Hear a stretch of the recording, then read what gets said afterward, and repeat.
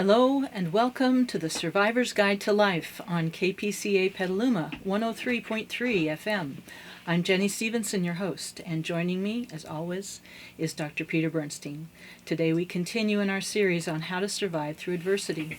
Dr. Bernstein, or Peter, as he likes to be called, is a coach and mentor with 49 years of experience helping people survive and grow through trauma, struggles, and hard times, the stuff of real life. The goal of our series is to help you discover what we've experienced, that adversity is more than a trial to endure. It can be an exciting opportunity to learn, grow, and thrive. Absolutely. Hi, everybody. 49 years sounds like a long time, but it's actually, what really gets me? It's really closer to 50. When's your anniversary? September.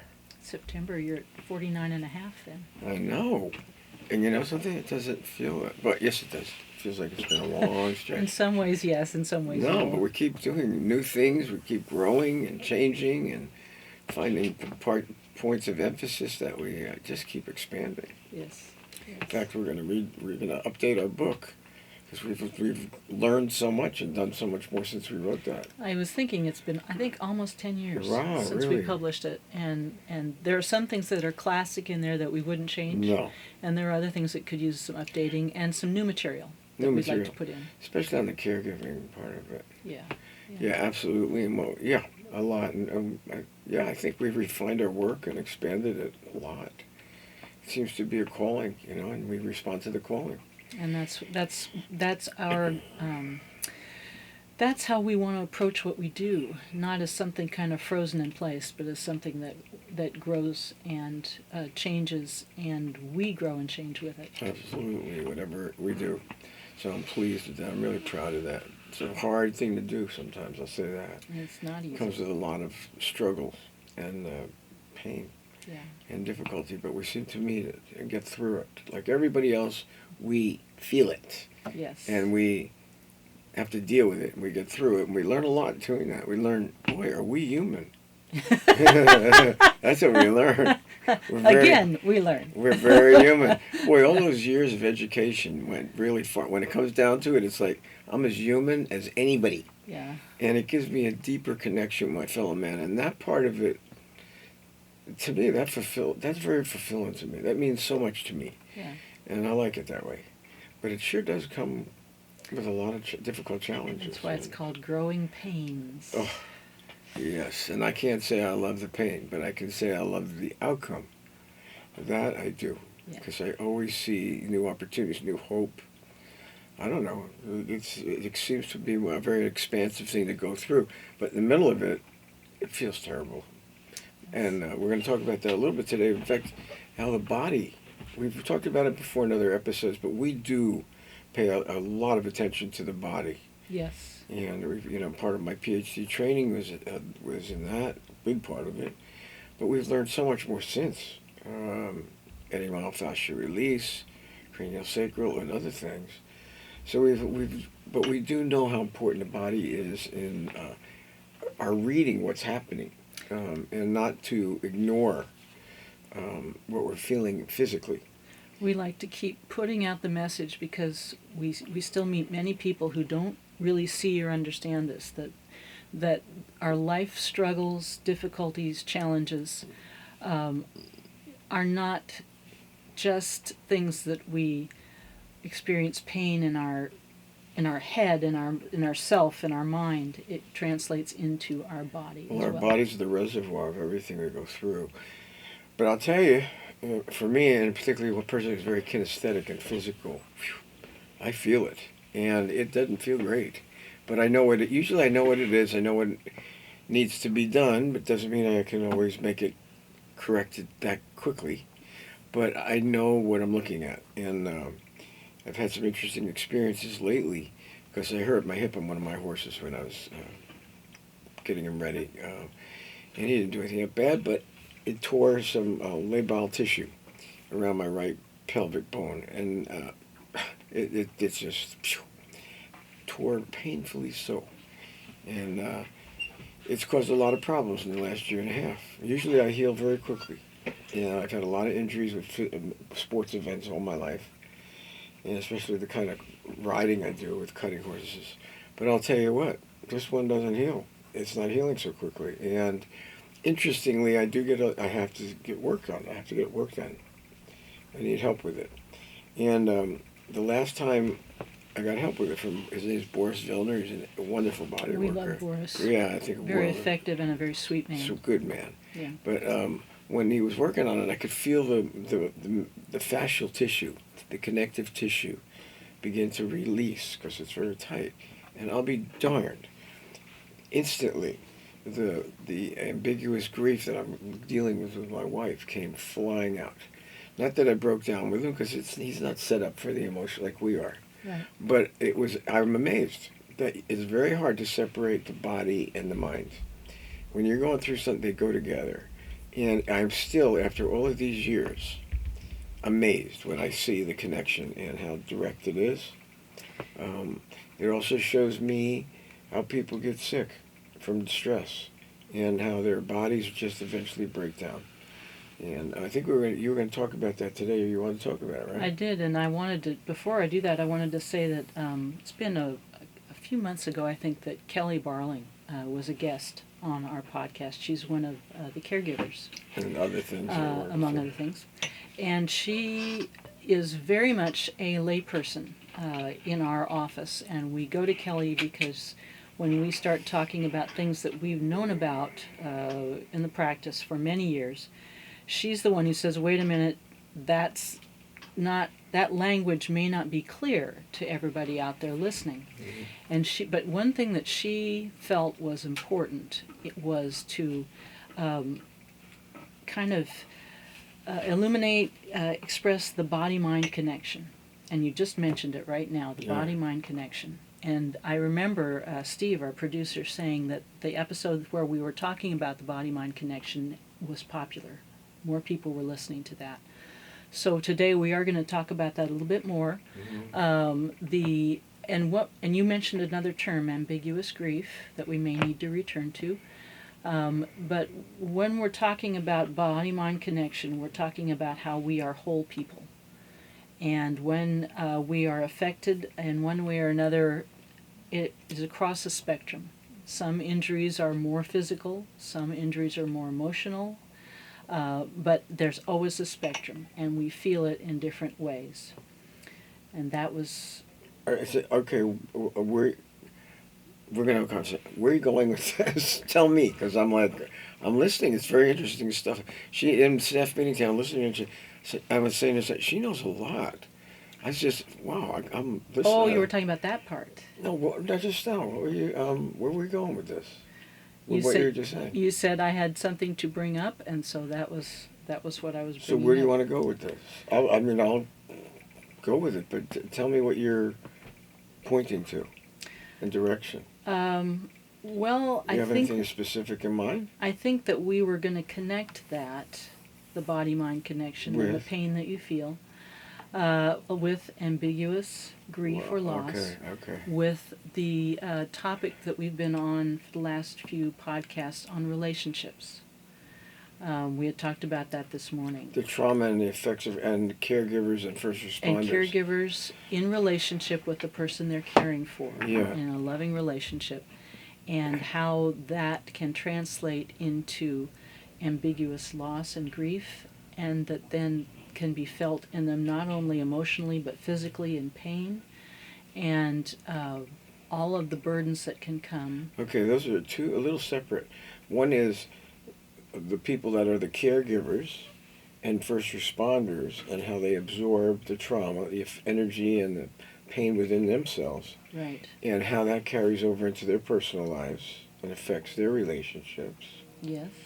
And then the other is those who are caregiving for their loved ones, and how that affects them. And it's a little different. I can attest to that. So they're a little different. They are different. Okay, and where'd you want to go with that? Which way? Which direction? I was kind of offering it up. Offer it up again. So go ahead. I'm listening. I want to make sure I follow this thing. Well, I think you just summarized it very well. I just wanted to know what direction you would like to take. Sure. I think the other thing I'm just going to throw everything on the table. Go ahead. We also wanted to mention a new Facebook series. That's what is okay. Thank you. Because I think that pulls it all together. We're dialing it in. Yeah, that's really what comes to mind for me. Okay. And this series is being written by another caregiver who has been a guest, Hello Levy. And she works at the Institute. She's a caregiver. She's helps design our training programs. And she, you know what else? On her spare time, what she really likes to do is she's a chef. She is so good that you'd think she's working at it, but she loves doing it. So we have the best food on Hello's spare time, and you think she'd be leaving, she just goes out and goes to the kitchen and starts whipping up some incredible food. And just before I left today, I knew I had to rush because I wanted to go to the gym and come here. I was late. She had just whipped up something else. It was so... I could not believe... I had to have a taste of it. It's her Camarones cocktails, you know. Oh, yeah. It's better than any... Classic. Any better... And we have a lot of good Mexican restaurants in our town. Hers is the best. I love it. Anyway, and she does a beautiful job with flowers. But Hello has written some posts lately that I feel are a reflection of the kind of community for trauma recovery and empathy that we are. And she wrote a beautiful, her first post was just beautiful, talking about, she's 80 years old. Go take a look at her picture and you tell me if this lady looks 80 years old. She doesn't. She looks like a movie star, and she looks probably 20 years younger than she actually is. She's actually coming into her, really coming into her top of her game now. She is. Really remarkable. We know her a long time. She's such a good woman, and now she's really coming out in some beautiful ways. And anyway, she wrote some posts, put it on her blog, no, on her website. The Facebook, yeah. Yeah, and she wrote, her first one was talking about herself and her own development and growth. And she's talking about how much she's had to go through in order to become who she is today. And she did a beautiful job on it. Her second posting, though, is so touching. And I think this, and I keep saying to myself, this is where you rise up above competition. There is no competition because you're coming into your own more. And you're just reflecting who you are and what you're becoming through the work, through your spiritual life, through everything. And Hello's writing is reflecting She has that. really grown as a writer. She has. Yeah. And she wrote today. She wrote this latest blog for Friday, I think, and it was beautifully done. And she talked about what kind of person she used to be. How about if we wait and get into this after? Oh, are we on a break? Yeah, I'm yanking the cord here again. Sorry. Yeah, well, we got a good story on that. Let's save it for a moment. You've been listening to the Survivor's Guide to Life on KPCA Petaluma 103.3 FM. We'll be back after a short break. Welcome back to the Survivor's Guide to Life. I'm your host, Jenny Stevenson. I think today Peter and I are sort of circling around the topic and starting to kind of hone in on it. That's what it feels like, doesn't it? It does, and I don't know that I want to take the time to kind of review all of the different things we threw out, because I want to say, let's just go back to where we ended, which is we're introducing a new series of posts on our Facebook page by Hello Levy. Yeah. Wonderful woman. One of our key people, no question about it. I was telling you, she's a good cook. Well, she's also a lot more than that. But the way she wrote her first post was very revealing about the changes that she's gone through. And here she has posted this beautiful picture of herself, and she says she's 80 years old. And she says that's no insignificant number because so much has happened for her to become where she is today. It's a beautiful job on her first one, but it's the second one that I was really, really touched by. And we spoke about it today early in a staff meeting. And she was talking about what she's gone through and what kind of person she was to what she has become today. It wouldn't be that flattering if you didn't read it correctly, but hers is written so well, and it's hard to miss what she was talking about. But she was talking about a thing called ambiguous grief and ambiguous loss. And I'm going through that because my wife is so ill and we're taking care of her. Actually, everybody in our institute and more people take care of Lynn. She's got some of them, just people are angels. They're wonderful to her. She deserves it. She's an incredible woman. But Hello just adores Lynn. She does great work at the institute. She's a great cook. But she was talking about the kind of person she used to be. And she was quite transparent about the kind of person she was. And I remember it's about 30 years ago that her mother was dying of cancer. And Hello talks about what kind of person she used to be and the kind of grudges she held against her mother for the kind of upbringing that, and it was a very troubled, destructive upbringing. There's no denying that. Yeah. But there was a time that it came for Hello to respond to the current crisis, and her mother was asking her to come and to see, even help be a caregiver. Yeah. And Hello was still so stubbornly self-involved and holding grudges. She just almost wouldn't go until I forced the issue. You've got to go. I remember that, and she reminded me of that. But for a long time, I could not get through to her that she's got to let go of that and deal with things as they are now. And and she was also a very self-centered lady. I mean, when she was younger, she was absolutely gorgeous. Not that she's not beautiful now. But I think she was very narcissistic, very self-centered woman. I think some of her upbringing also reinforced that. Yeah, but and she talks about that a little bit. She does talk about that. But you know what was really amazing? She has such regret and remorse about not being there as a caregiver for her mom when her mom was so ill. She regrets it to this day. She carries that wound. And not in a way that she's hemorrhaging with it, but that it's there, and she doesn't hide it.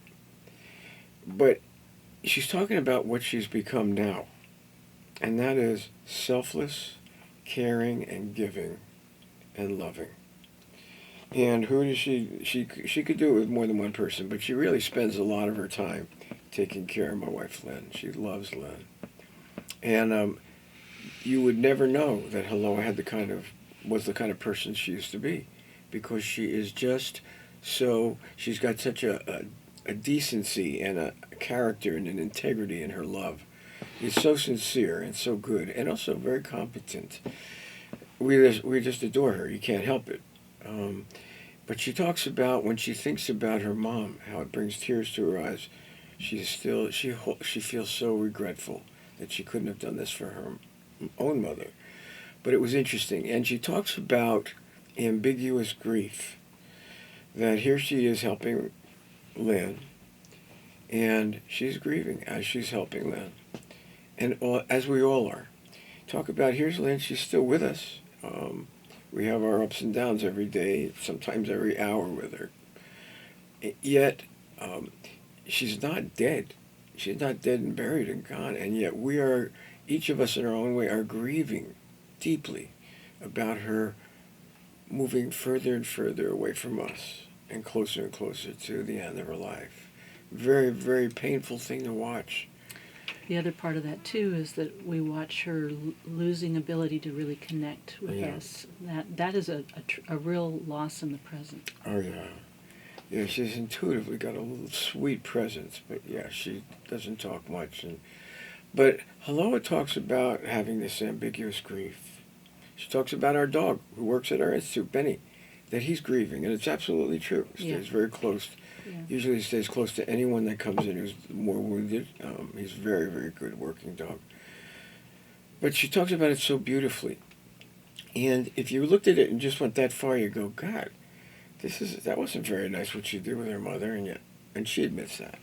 But what she was saying is something that we've come to know about struggles and pain and regret and remorse, how that can be used later and become something useful for good. And Hello has done that. Mm-hmm. And the sweetness of it is she has such an empathy, such a compassion in her communication with folks that want to run away. And they do. Many times we've had it. My family, I've had other caregivers that I know just mentioned. Mimi mentioned it to me. Mimi, it's was here happened for Mimi as well in her and family. she takes on. She's a caregiver too. It takes Yeah. on an awful lot. Yeah. It's very hard to kind of be empathetic to these folks when they do it. It's also hard to get through to them because instead of their wanting to help, they run, and all of a sudden they find a million excuses not to be involved, and they abandon their loved ones. I've seen it many, many times. Helloa says she was one of them, and she's telling the truth. But she also has now, because of the changes she's gone through and the experience and wisdom she has, of realizing it's become some kind of a calling on her life with such a deep compassion for those that are caught up in this very painful reaction of running away.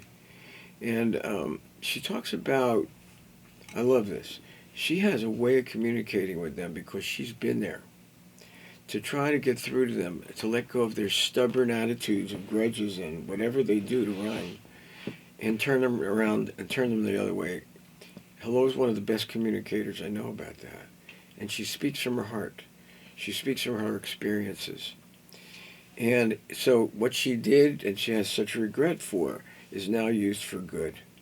And that's one of the things that we have learned with struggle, pain, and even the things that are very negative can be turned and be used for good eventually. And Hello is a perfect example. Here she is, one of the best caregivers we've ever seen. So selfless, so loving. She's a great communicator to others who we know are holding their grudges and their stubborn attitudes. If there's anybody who can get through to them, it's Helloa. Although we find it's quite challenging, but she does, and she can communicate in such a with such deep understanding and compassion.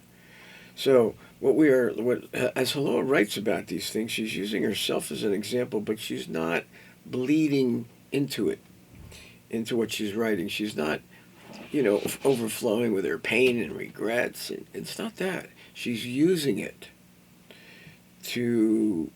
for a greater wisdom, a greater calling, and she sees that there's people that need her support because she understands it. So she does a beautiful job. I'd like folks take a look at the Facebook site. It's on all of our sites, is it? Well, I know it's on the Bernstein Institute Facebook page. Is it on this too? Is it on There'll be a super on the video. a super? So yes, if you're watching this on video, Steve, our producer, is going to put an overlay of how to get to her post, and if you're listening, go to our YouTube page and pull up the video, and you'll be able to see it. Yes, we're going to have her on more regularly as she does these posts because they're so relevant to what we're talking about. She is truly an empathic person now. She gives of herself so much, and her life isn't easy today, her personal life, and yet you'd never know it because she can cope so well and deal with it so well. She's a very fulfilled woman at this point in her life, and it shows. But we do talk about this thing about absorbing the energy of giving so much. We talk about the toll that takes. Yes. We talk about how it affects relationships. We've talked about how it affects the body. And I think that we have been talking about that in different episodes a number of times. We pay a lot of attention to that because when you give to someone who they really can't give back, I mean, they're disabled, they're sick, they're if you're a first responder, they've been through crises and emergencies, you're the one giving everything to them.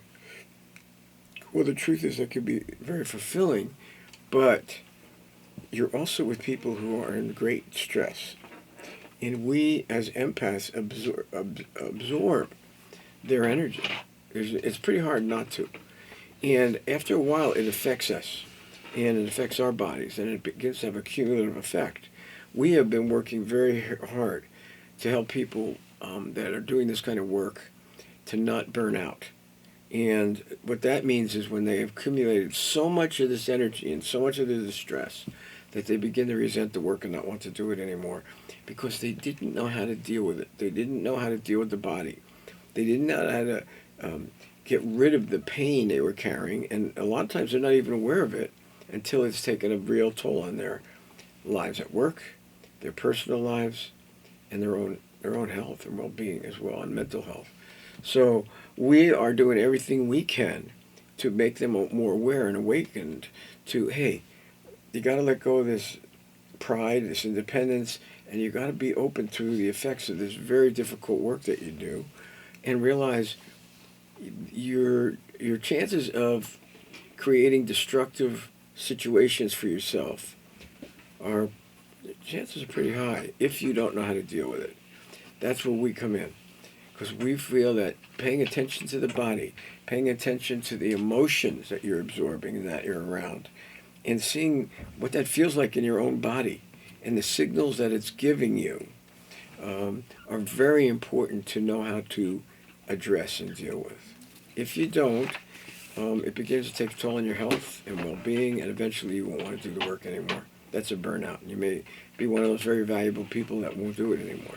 So, and this includes nurses and doctors, by the way, and counselors, first responders, caregivers.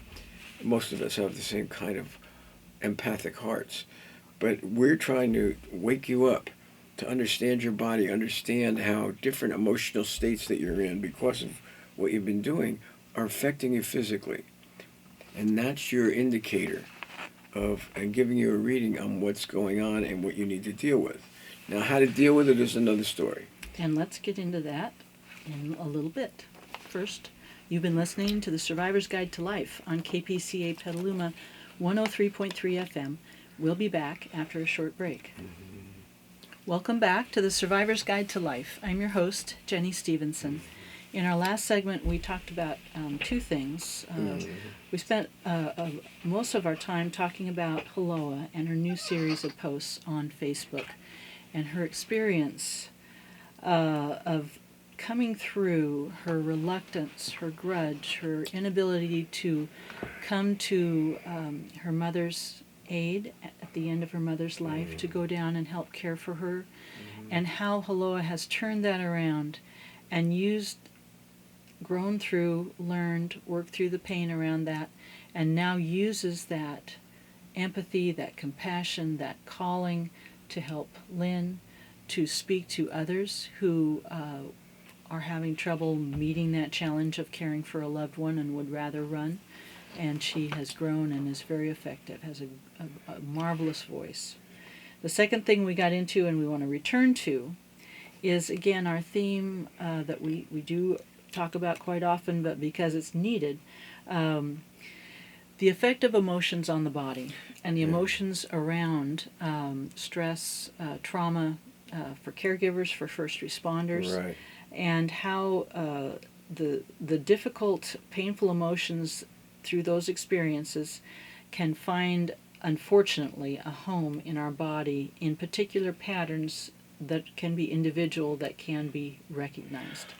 I would like to suggest that we back up just for a moment, because I know we talk about this often. What's that? But in just plain language, how is it that emotions get trapped and stored in our body? What is it that's going on there? Do we want to go through that again a little bit? Well, there really is, get a little bit more specific about what emotions and how they affect the body, and how we get to read it. We're not talking about, you see, one of the things that we have is, we're born with, is a normal intuitive feeling state.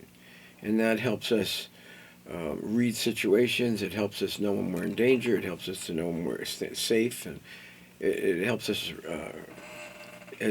with our cognitive abilities to evaluate situations. That's a feeling state. That's called a felt state, and everybody has that. Emotional states are different, though.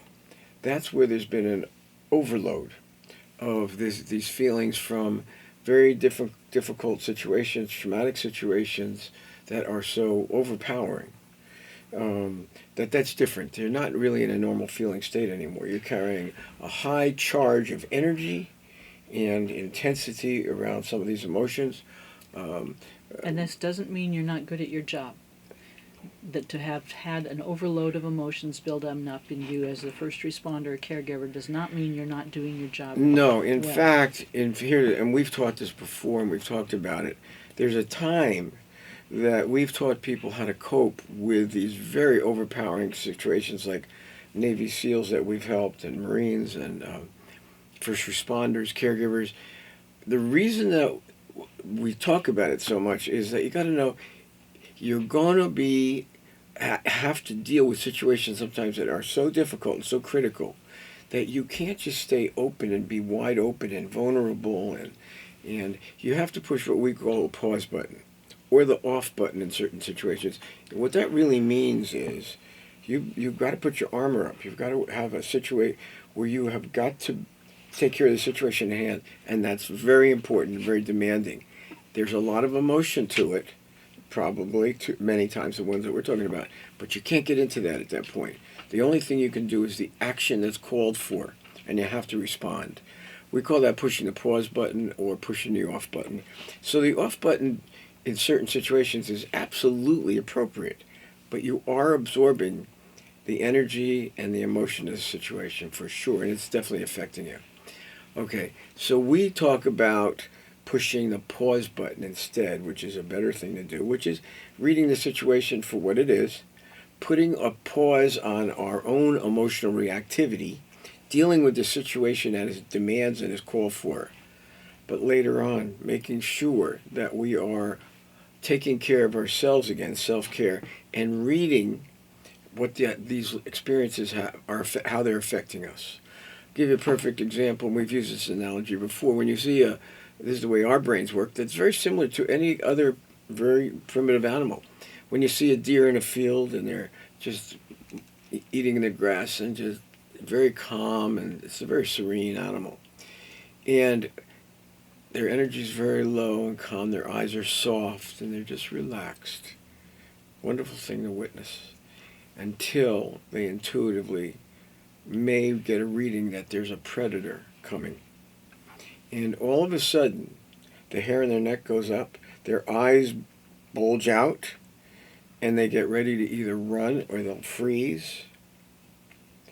But they know they're in trouble and it's danger's imminent. And that's the time when they are pushing the well, they're not pushing the pause button. That's the off button. They have to flee. The stress response is in full. It's being called for fully.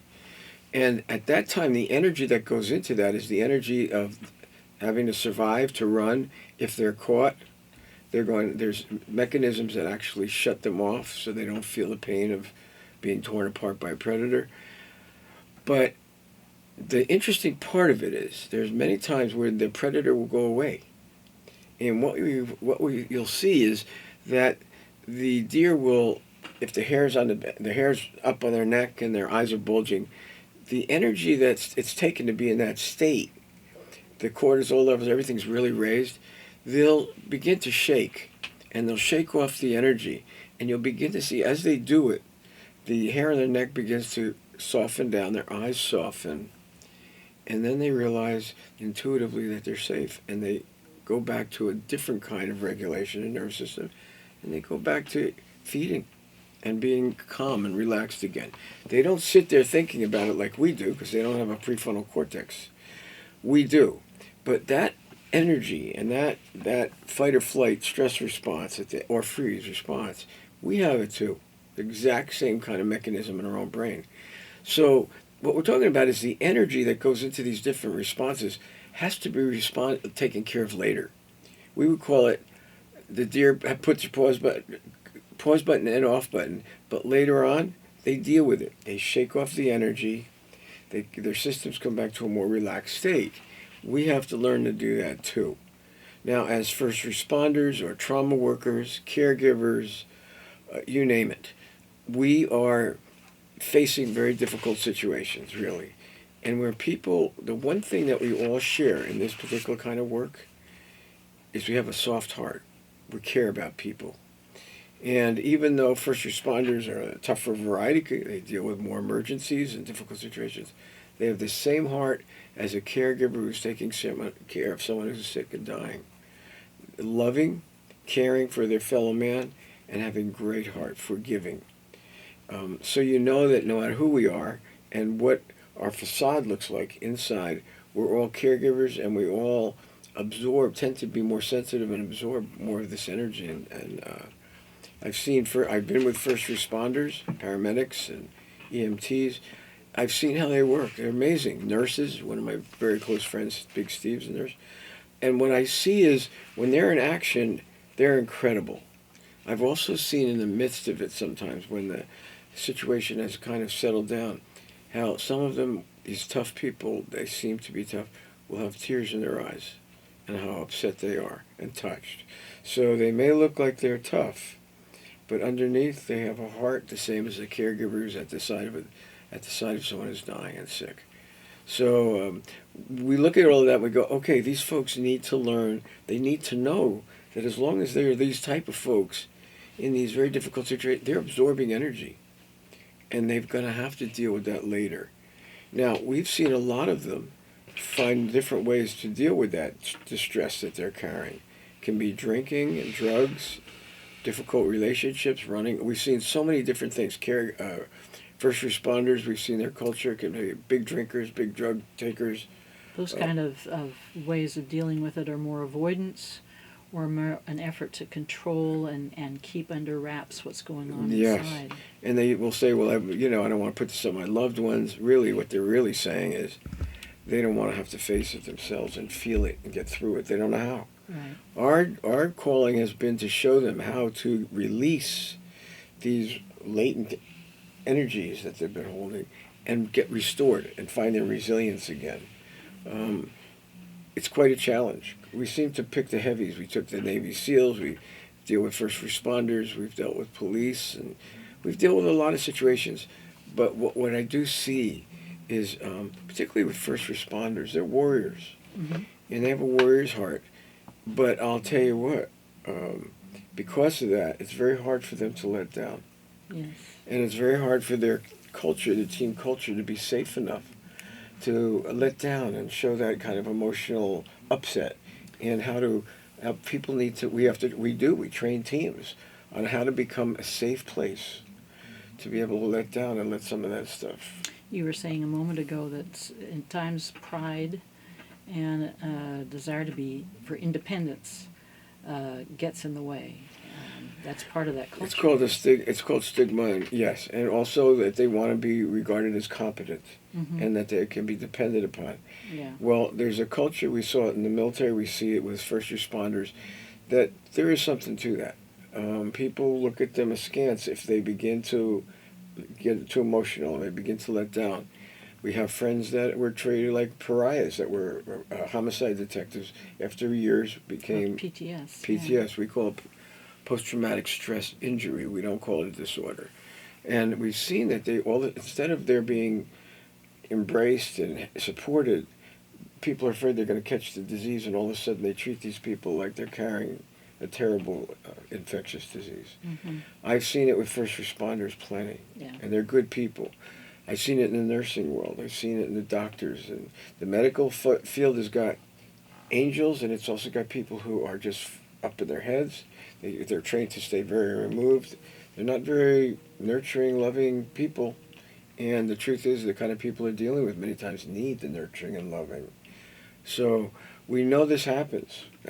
We see it. We know how to help these folks begin to pay attention to how their bodies are being affected by what they're dealing with, and how to discharge that energy, how to discharge that pent-up emotion they've absorbed or felt, and how to come back to themselves and be more resilient. I've been one of those people for a long time, in the sense of I've not been a runner. What I've been is, you show me an emergency or difficult, I'm right there. And I engage. So, I know what that feels like. At the time, I don't even have to think. I just take care of the situation as it presents itself. There's just something in me that does that. But I'll tell you what, the after effects, I do feel them. And I know how to get rid of them. And I think we're kind of up to another break. We are. Let's do that now. Yeah. You've been listening to The Survivor's Guide to Life on KPCA Petaluma 103.3 FM. We'll be back after a short break. Welcome back to The Survivor's Guide to Life. I'm your host, Jenny Stevenson.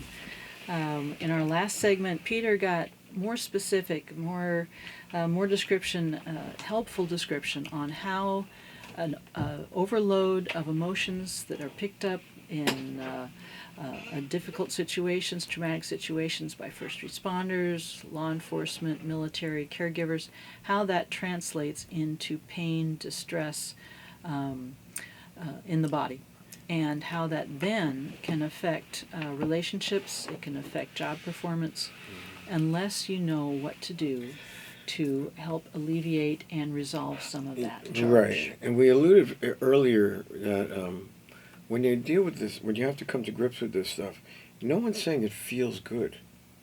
We're saying it's a temporary transitional state to confront, to discharge, not to avoid or transcend, but to get through it so you can come through the other side. There's always hope. And in fact, when you get through it, you always feel so much better. Even though you go right back to difficult situations, you feel so much clearer because your emotions don't distort your perspective. It's not burdening you like you were burdened when you're carrying them, and you can just go on and engage. It's called resilience. And you can think more clearly and address the situations as they're presented to you. Everybody's different, but one of the things that in my training, my PhD a long time ago in clinical psych and a certain kind of body work, it's called Reichian psychotherapy at that time. We've gone far beyond that at this point. We call it trauma recovery, and basically we don't do just Reichian psychotherapy anymore. We aren't doing that at all. No, actually. and that's part of what we do, but that's not psychotherapy. I'd say we also have included some physical therapy techniques called myofascial, cranial sacral.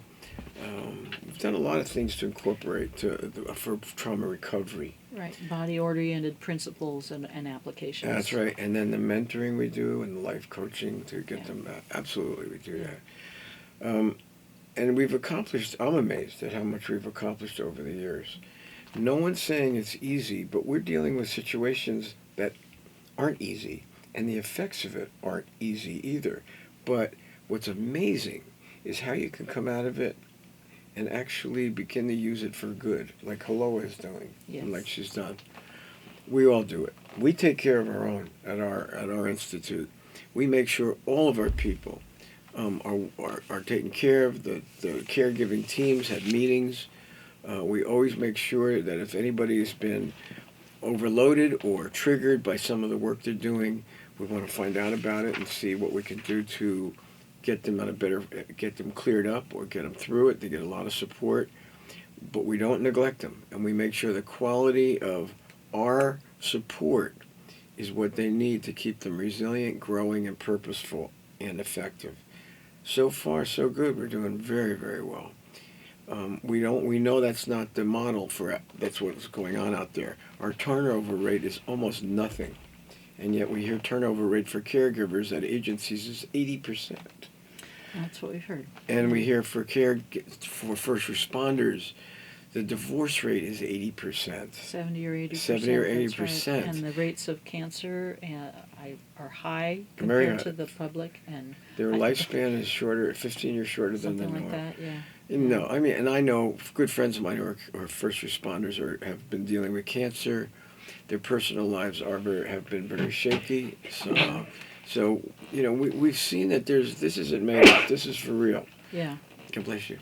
And our producer sneezed. So he's sneezing. I just have a thought came to me is in what Haloa wrote. She was reaching out to people who have struggled, run away from caring for a loved one in a very difficult situation. We would love to be able to reach out with a message to first responders and have not had always the greatest success in stressing how important it is to face and go through some of these very difficult things to prolong their effectiveness and their resilience.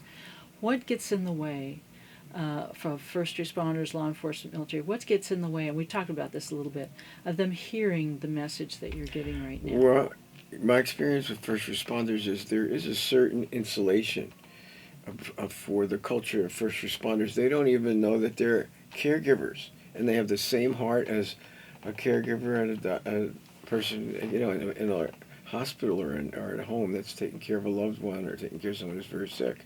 Very similar, but their armoring, their facade, that protects them is much stronger, and it's more bravado and pride and arrogance and insulation. Unfortunately, that kind of is wearing thin. I know that there's even been new not laws, but new funding for new programs. We've seen it with the Marines too, where they're going to initiate mental health programs to make sure everyone takes care of themselves.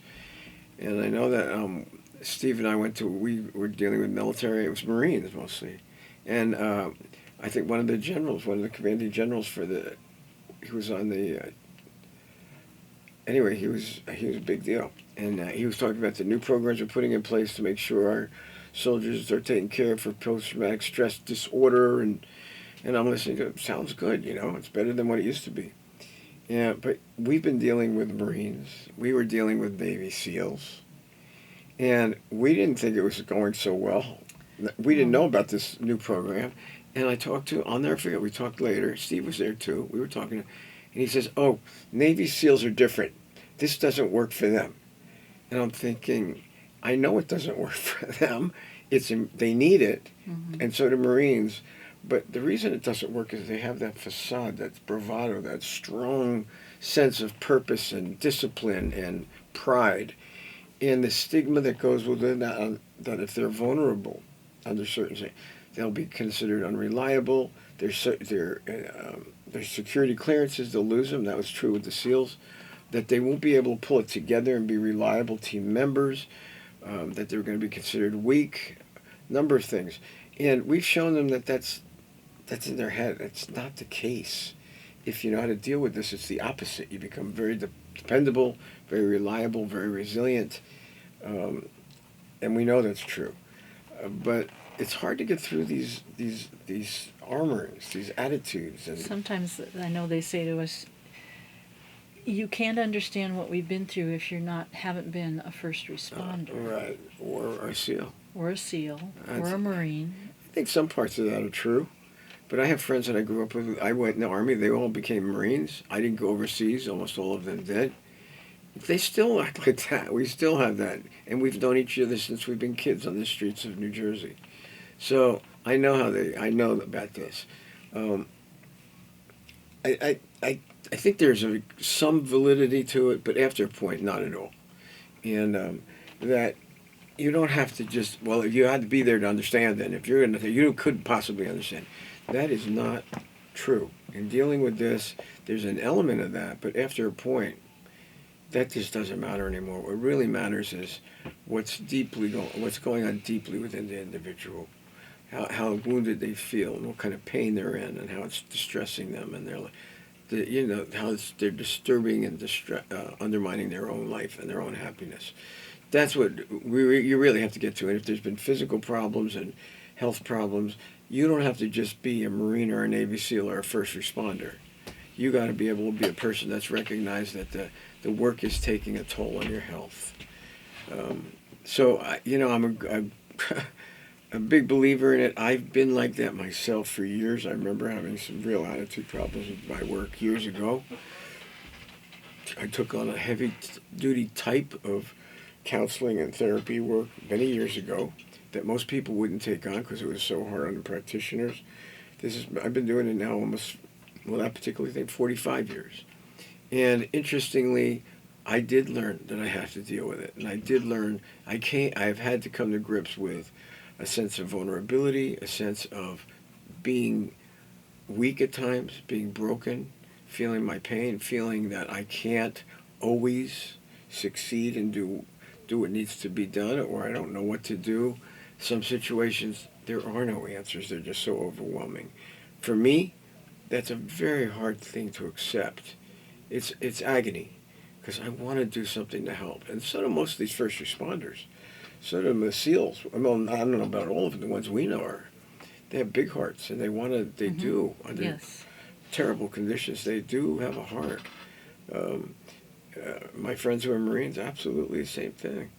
So I know that, and yet I know others don't have anything like that. So we realize it's a mixed bag. So many of them are there to serve. They're there to serve the people that they're there to help. They're there to serve the country. They want to make a difference in people's lives. Absolutely, and that's the people we're responding to. The other ones, we understand they're not part. They don't want to be part of this. They're going to do destructive things. They're going to cause pain and hurt to other people, and a lot of times we can't get through to them. And frankly, there's so many others that we do get through to, and do good work with. That takes enough of our energy. These folks that don't want to do it, that's their.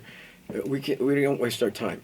That's a lot of energy that gets wasted at times because they're just going to attack us, undermine us, and find ways to make us wrong. So, I don't. At this point in my life, live and be well. They can do whatever they want. I want to deal with the people who really want the help and who are really sincere and who have been in maybe some desperate situations in their own lives, and they're broken, and they're ready for help.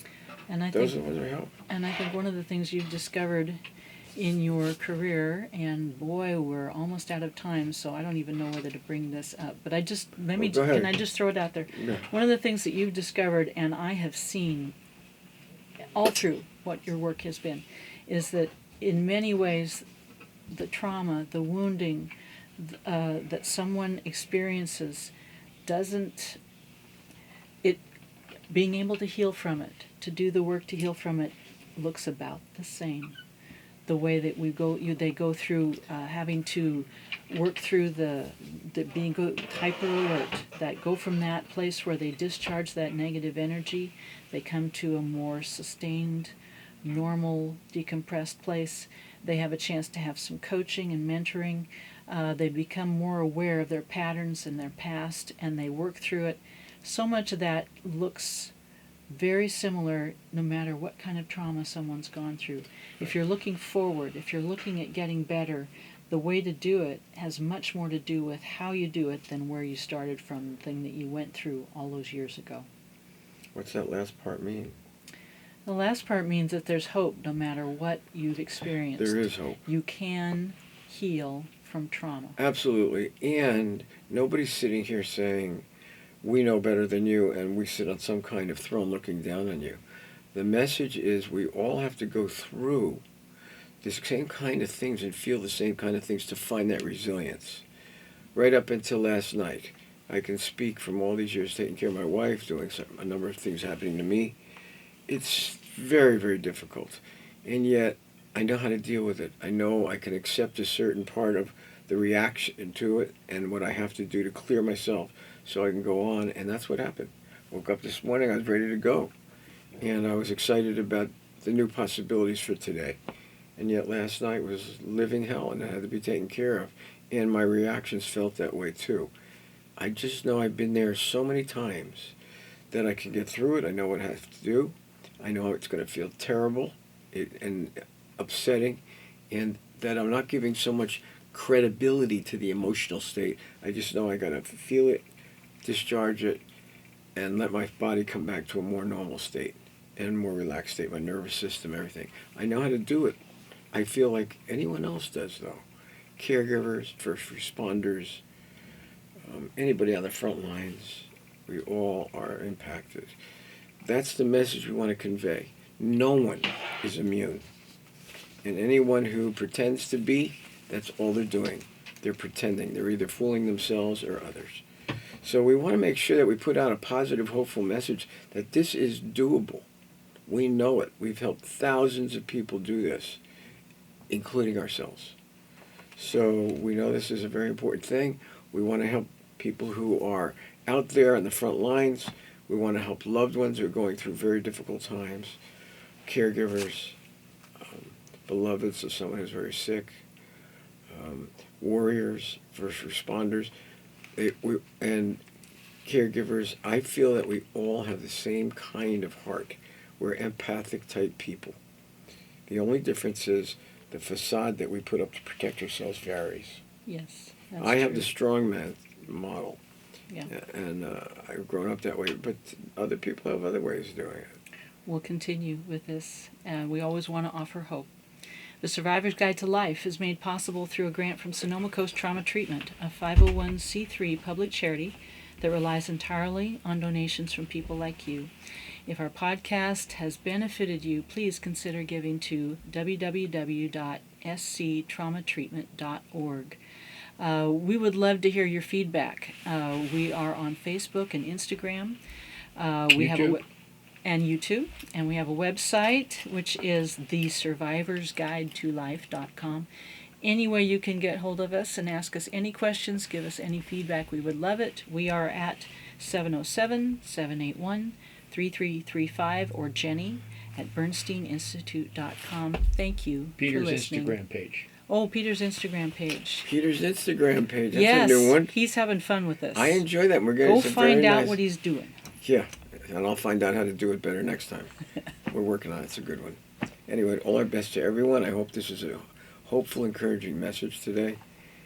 Don't lose hope, no matter how hard it is. Hang in there.